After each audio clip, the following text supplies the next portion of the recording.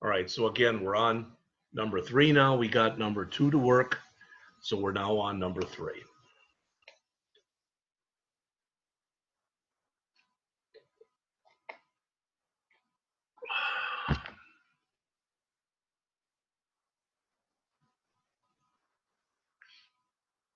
If you put this in correctly and you run it, you'll just get 0 records back. And we'll fix that in just a minute.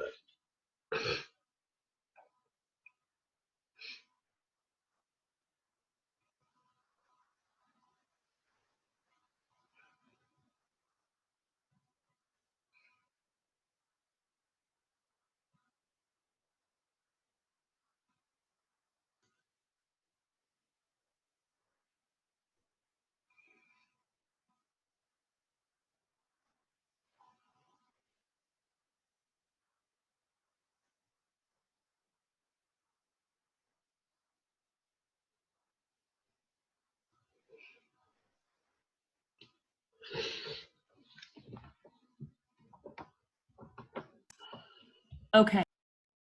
All right, did you get it to run where it just came back with no records? I did. Okay. Yeah. All right. Let's talk about everything that's in here, and then we'll talk about why it didn't work. So again, go to the customers table, give us the customer first name, but give us a heading of customer space first space name. Go to the customers table, give us customer last name, and give us that heading. Go to the orders table, give us the order ID with that name. Go to the order detail table, give us the product ID, and give us that name. Finally, go to the order detail table and give us the quoted price with that name. To do this, we have to join together information from 3 different tables, from the customers table, from the orders table, and from the order detail table. All right. And notice what we're joining on here. We're saying that the customer's ID in the customers table has to equal the customer ID in the customer ID table. And the order ID in the orders table has to equal the order ID in the order detail table. Well, right now, they don't. Let's talk about why they don't. All right, so the first thing I want to do is I want to do here, Control A, Control C, and I want to copy that back into my document here. All right. It's not formatted very well, but it'll still work. All right. What I want you to see, though, is if I type in select star from customers, okay? And I'm going to say limit 10 because I just want the first 10 customers. I think that when we run this, you are both bright enough. In fact, I know you're both bright enough to see customer ID starts at 1. See that? Yes. All right. The problem is when we were doing this query right here, we want to match it with a customer ID in orders. So let's look at that.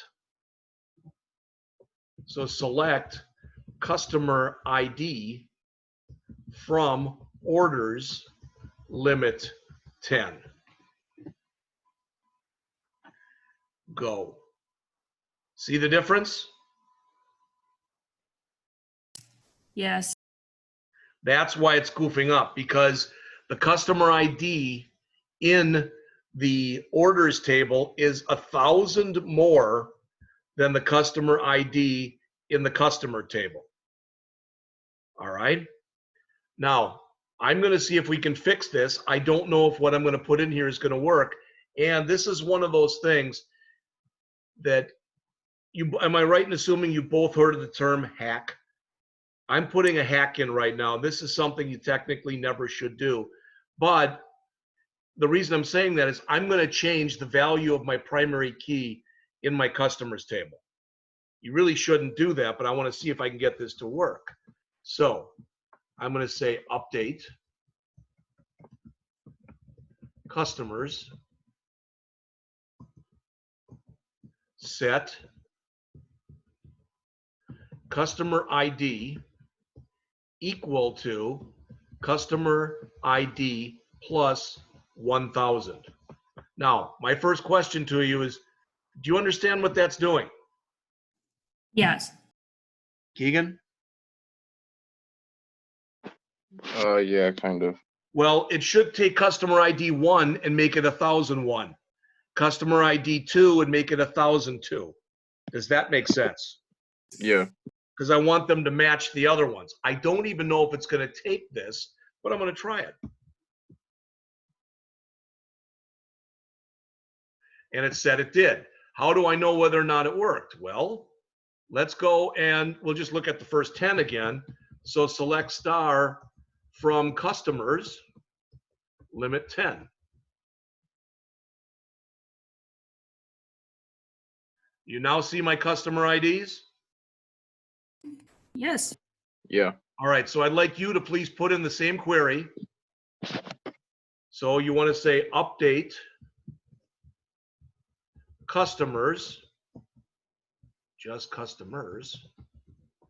And if you bring that up, if you go down to the bottom, it's got just the name of the table. And then say set customer ID equal customer ID plus 1,000. So that's saying to add the number 1,000 to every customer ID we have. I'm not going to run this because if I do, now they'll all be 2,000 because I've already got them as 1,000. So please run this. And then after you've run it, if it looks like it works, then go back and open up a new query window and select star from customers, limit 10, and see then after you do that, see if you've got, if your customer IDs have changed.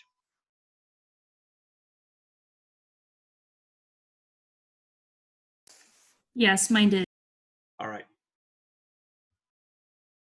Mine did also. Okay, great. All right.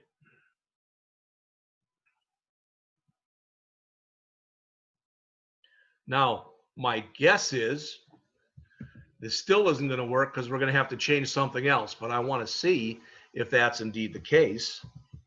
So I'm bringing back this query again, the one you've already seen. Oops, well, that's fine. And I'm going to try to run it and see what it gives me now. Oh, looky, looky. It's giving me back 3,975 records. That's good. So let me go back here. I'd like you to please put in this query right now.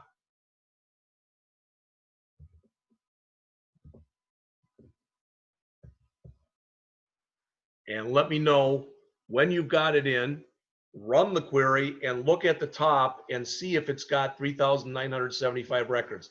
Last thing, when you get done with this, again, copy it to the clipboard.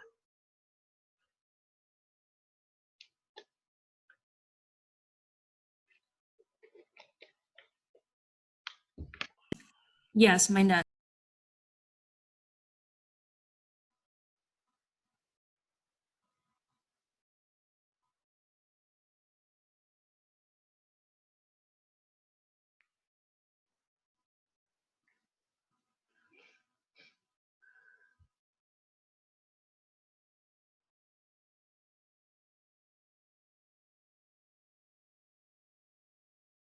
Keegan, did yours work? I'm still typing it in there. I didn't save it. I should have earlier.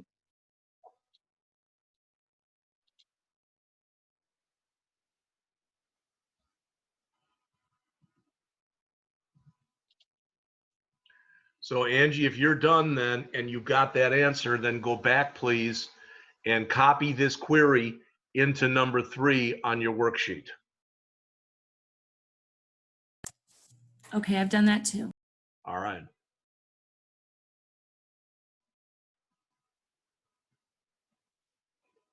Keegan, when you're done, please do the same after it works.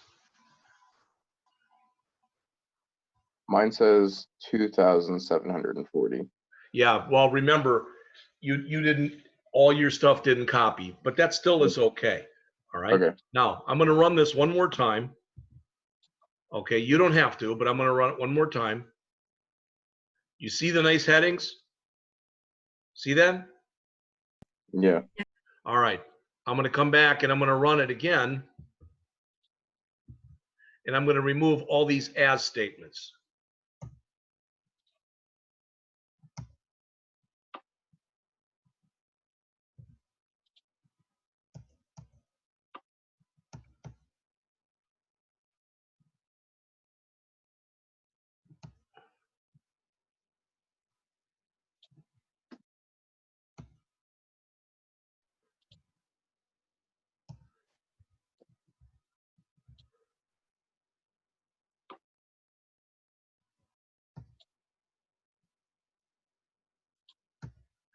All right. So it's the same query, except I've removed all the as statements.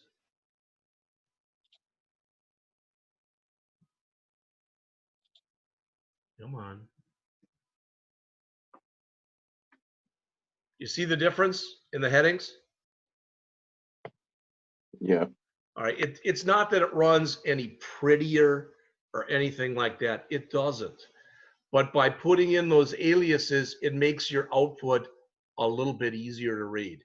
Quite often, what's going to happen is if you're working at a company, this stuff is going to end up going into reports. And they'll want nice looking headings because if they don't get them, somebody else is going to get them into some format, and some administrative assistant or someone is going to have to go in and pretty up the headings. That's just how it works. All right, let's go on then. I'm going to go and look at, please look at number 4 on your,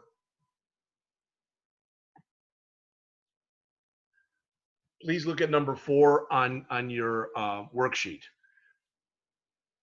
Show a query to select all the customers whose first name begins with either A, E, I, O, or U, so it both begins with a vowel and ends with a vowel. Does that make sense? It's kind of a stupid query, but it shows you different ways that you can run things. All right. And I am changing all my cust first names to customer first names.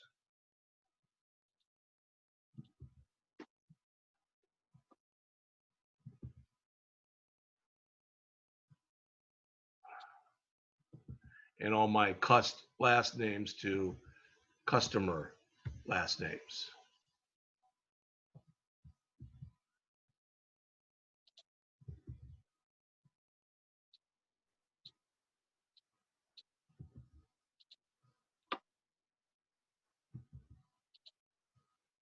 And I think there's only like a couple of them. So, in fact, I think only one comes back. So let me try it. I'm going to come back here again. Can you see the query on your screen right now? Yeah. All right. It's pretty ugly. I'm not saying it's not, but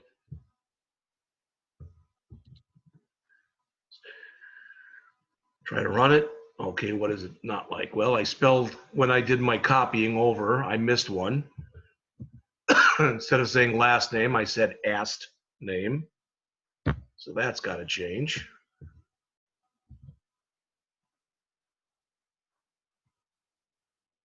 Now what does it like? Now look, now I've got one that says first name. I've got to do a better job of copying stuff, that's all. Customer first name, customer first name, customer first name. There it is, customer first name.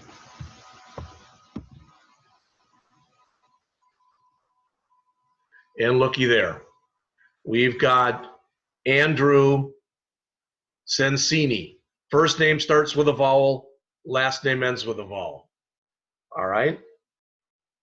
And if you wanted to be sure it worked, I mean, Angie, you know how your first name starts, you could just put, Shelton, you could put an A on the end if you wanted to. You understand what I'm saying? But this particular query, it's not a hard query, but it's lengthy in that there's a lot of typing you have to do. Now, this is the like operator. Like is used, it's one way that you can do pattern matching. Do you remember the C Sharp program we did where we did regular expressions? You Yes. guys remember that? It's been a Yeah. while. But I don't even remember what it was, but we checked for something like it started with something or ended with something or had something in there. All right. What we're saying here is I either want a first name that starts with A followed by 0 or more characters, or starts with E followed by 0 or more characters, or starts with I followed by 0 or more characters, or starts with O followed by 0 or more characters, or starts with U followed by 0 or more characters, and their last name ends with an A or an E or an I or an O or a U. Does that make sense? Yeah. Yes. All right. Then please key this in. I'll make it a little smaller. Well, not that small. Well, I'll make it this small, but you're going to have to put that in there then on the end, okay? So please put this in. Don't run it after you get to the bottom because we have to put that in there as well, okay? Since there's only one name, it actually would work whether you did an order by or didn't do an order by. But go ahead and put that in. In fact, I'll do this. There. There's the whole query now.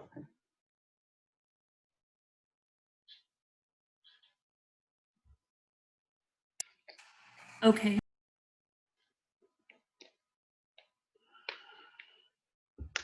I've got it already also. All right. And yours both worked? Yeah. Yes. Then again, take all of this, copy it to the clipboard, go back to your Word document, and copy it back into your Word doc.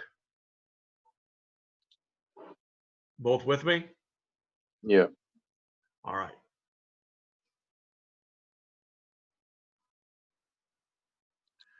Now, for the next query,